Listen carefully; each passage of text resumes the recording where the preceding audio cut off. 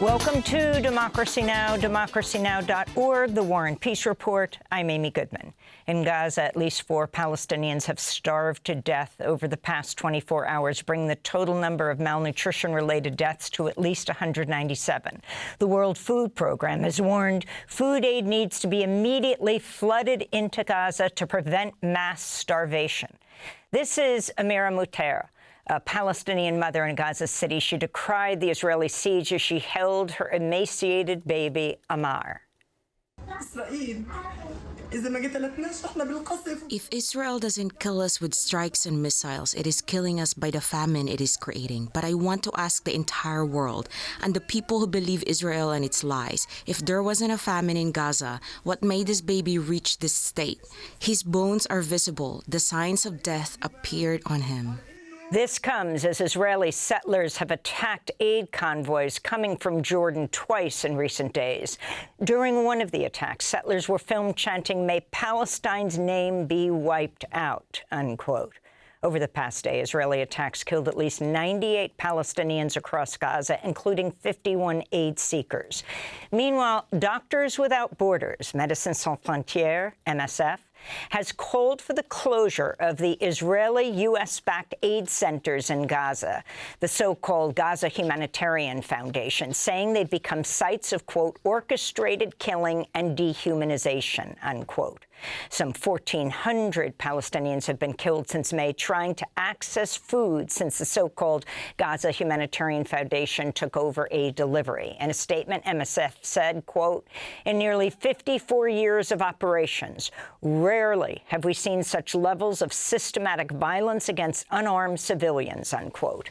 On Wednesday, Israel shelled the headquarters of the Palestinian Red Crescent in Khan Yunis. It was the second attack on the facility in recent days.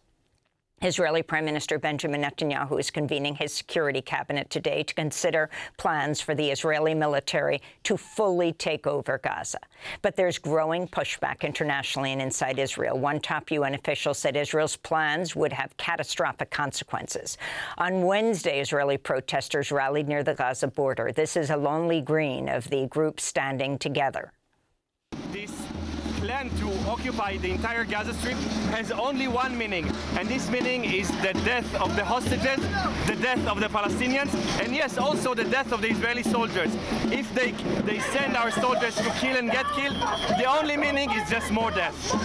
Earlier today, families of Israeli hostages launched a protest flotilla of more than 10 ships toward the maritime border with the Gaza Strip, calling for an end to Netanyahu's war and the release of their loved ones.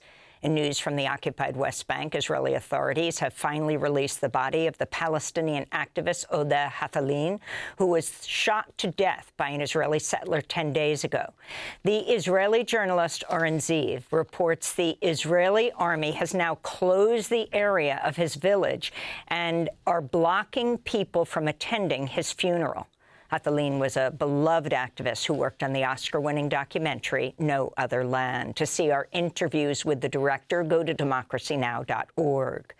Microsoft has helped Israel develop one of the world's most invasive surveillance systems, a cloud platform to store and analyze millions of Palestinian phone calls intercepted by the Israeli spy unit 8200. That's according to an investigation by The Guardian and 972 magazine, which finds the intercepted data has been used to target Palestinians in Gaza and the occupied West Bank.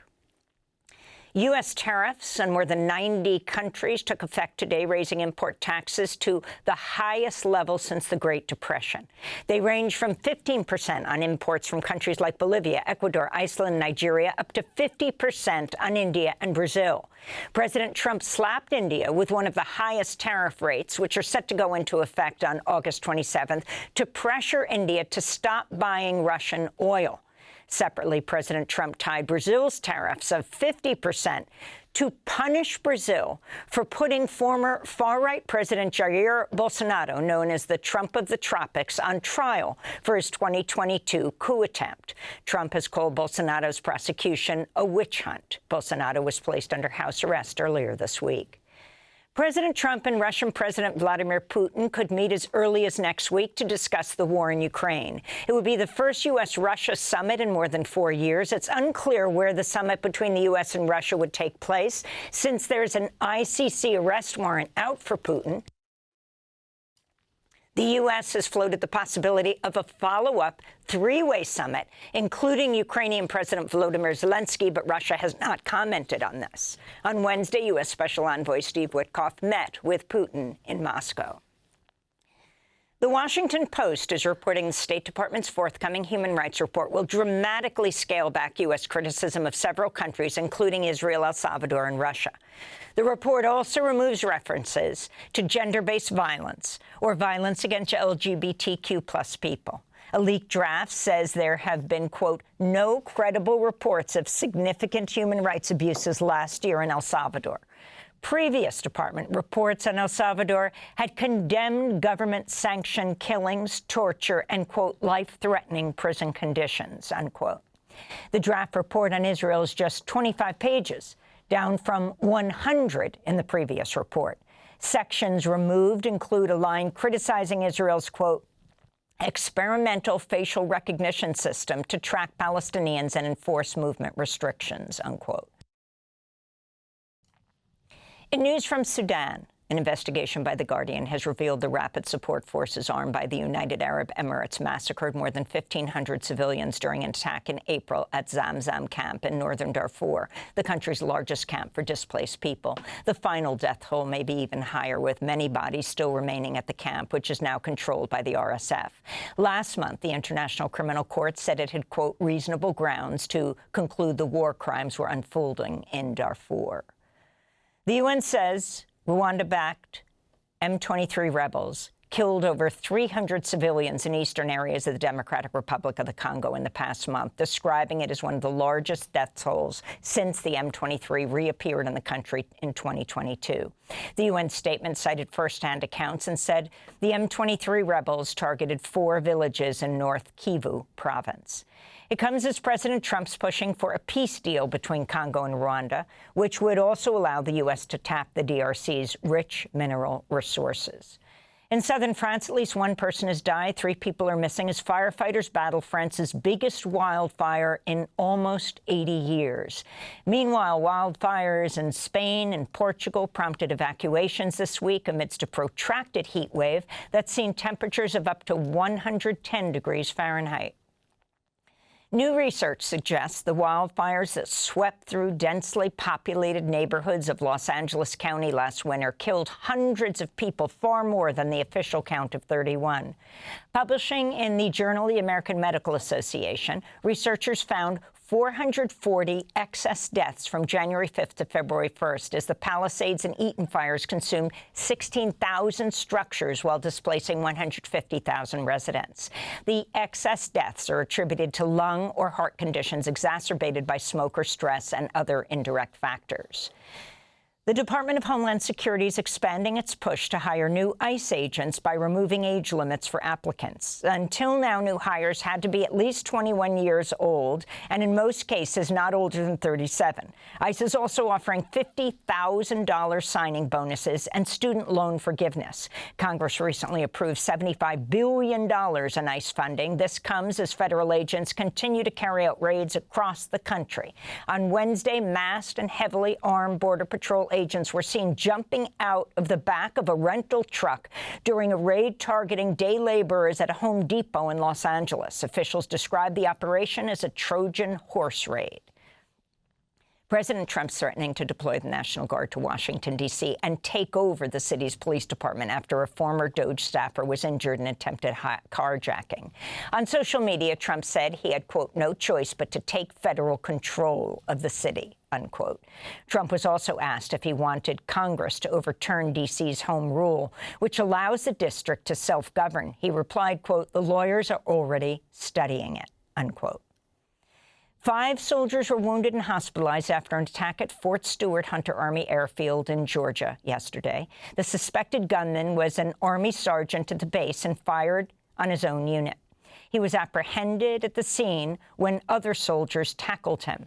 The suspect's father said he complained about racism and was seeking a transfer from the base. Republican Congressmember Mike Flood of Nebraska faced boos and jeers during a town hall in Lincoln, Nebraska, as the crowd confronted him about his vote for Trump's tax and spending bill. Hundreds packed the town hall chanting "Tax the Rich," and multiple people called Flood a liar as he defended his vote to cut Medicaid, food benefits, and other programs. Here's an audience member questioning Congressman Flood. My question is fiscal.